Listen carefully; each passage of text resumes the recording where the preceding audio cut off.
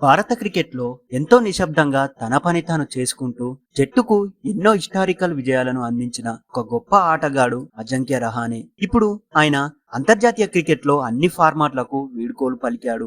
Stardom కోసం కాకుండా జట్టు విజయాల కోసం ఆడిన ఈ క్లాస్ బ్యాట్స్మెన్ ప్రయాణాన్ని ఒకసారి మనం గుర్తు చేసుకుందాం.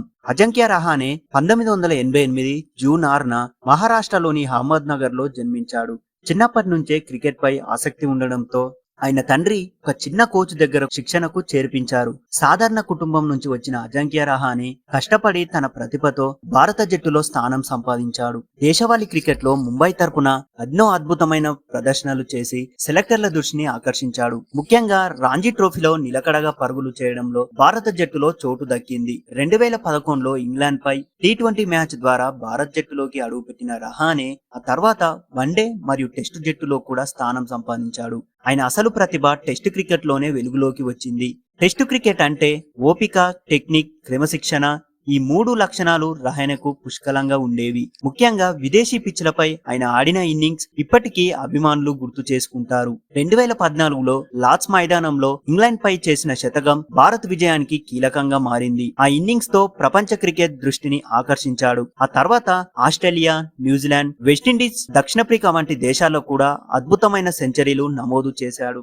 రహానే గారి కెరియర్ లో అత్యంత గొప్ప ఘటం 2020-21 బోర్డర్ గవస్కర్ ట్రోఫీ. అడిలైడ్ టెస్టులో భారత్ కేవలం 36 పరుగులకే అవుట్ అయింది. కెప్టెన్ విరాట్ కోహ్లీ స్వదేశానికి రావడం వల్ల జట్టుపై తీవ్ర ఒత్తిడి ఏర్పడింది. ఆ సమయంలో తాత్కాలిక కెప్టెన్ గా బాధ్యతలు చేపట్టిన రహానే మెల్బోర్న్ టెస్ట్ లో తన అద్భుతమైన సెంచరీ చేశాడు. బ్యాటింగ్ తోనే కాదు, కెప్టెన్స్ తో కూడా జట్టును అద్భుతంగా నడిపించాడు. అనుభవం లేని యువ ఆటగాళ్లతో కలిసి చివరకు బ్రిస్బేన్ టెస్ట్ లో ఒక హిస్టారికల్ విజయం సాధించి ఆస్ట్రేలియాలో వరుసగా రెండోసారి సిరీస్ గెలిచిన భారత్ జట్టుకు నాయకత్వం వహించాడు. చాలా మంది క్రికెట్ అభిమానుల దృష్టిలో భారత్ క్రికెట్ హిస్టరీలోనే ఒక అత్యుత్తమ విజయాల్లో ఒకటి. రహానే ఎప్పుడు పెద్దగా సంబరాలు చేసుకునే ఆటగాడు కాదు. మైదానంలో ప్రశాంతంగా ఉండేవాడు. విజయాన్ని వినయంగా స్వీకరించేవాడు. ఓటమిని కూడా అంత హుందాగా తీసుకునేవాడు కాదు. ఆయన కెరియర్ లో ఎన్నో అద్భుత క్యాచ్లు కూడా ఉన్నాయి. స్లిప్ ఫీల్డర్ గా ఎన్నో కీలక వికెట్లు సాధించడంలో ఆయన పాత్ర చాలా పెద్దది. ఐపీఎల్ లో కూడా రహానే అనేక జట్లకు ప్రాతినిధ్యం వహించాడు. Rajasthan Royals, Rising Pune Super Giants, Delhi Capitals, Chennai Super Kings, Kolkata Knight Riders వంటి జట్లకు తరపున ఆయన ఆడాడు. ప్రత్యేకంగా చెన్నై సూపర్ కింగ్స్ తరపున తన దూకుడు బ్యాటింగ్ తో అభిమానులని ఆశ్చర్యపరిచాడు. టెస్ట్ స్పెషలిస్ట్ గా పేరున్న రహానే కూడా టీ20లో ఎంత వేగంగా ఆడగలడో నిరూపించాడు. కాలక్రమేణా యువ ఆటగాళ్లు రావడం, ఫామ్ తగ్గడంతో జట్టులో పోటీ పెరగడం వల్ల ఆయనకు అవకాశాలు తగ్గాయి. అయినప్పటికీ దేశవాళీ క్రికెట్ లో పరుగులు చేస్తూనే ఉన్నాడు. తిరిగి భారత్ జట్టులోకి రావడానికి ఎన్నో ప్రయత్నాలు చేశాడు. ఎన్నో ఒడిదుడుకులని వచ్చిన రహానే తన క్రమశిక్షణను, వినయాన్ని ఎప్పుడు వదలలేడు. ఆయన సహచర ఆటగాళ్లు కూడా ఎంతగానో గౌరవిస్తారు. అంతర్జాతీయ కెరియర్ లో రహానే భారత జట్టుకు అనేక గుర్తుండిపోయే విజయాలను అందించాడు.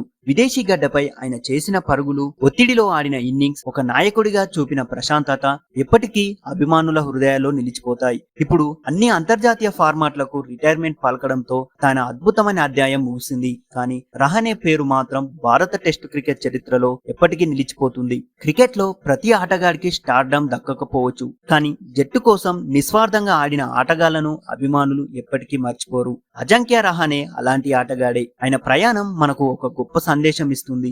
ప్రతిభతో పాటు సహనం, క్రమశిక్షణ, వినయం ఉంటే జీవితంలో ఎన్నే విజయాలు సాధించవచ్చని ఆయన నిరూపించారు. అజింక్య రహానే, మీరు భారత క్రికెట్ కు చేసే సేవలకు ధన్యవాదాలు. మీ రెండో ఇన్నింగ్స్ కూడా విజయవంతంగా సాగాలని మనస్ఫూర్తిగా కోరుకుంటూ హ్యాపీ రిటైర్మెంట్ రహానే. మరిన్ని అప్డేట్స్ కోసం మా ఛానల్ ని సబ్స్క్రైబ్ చేయండి.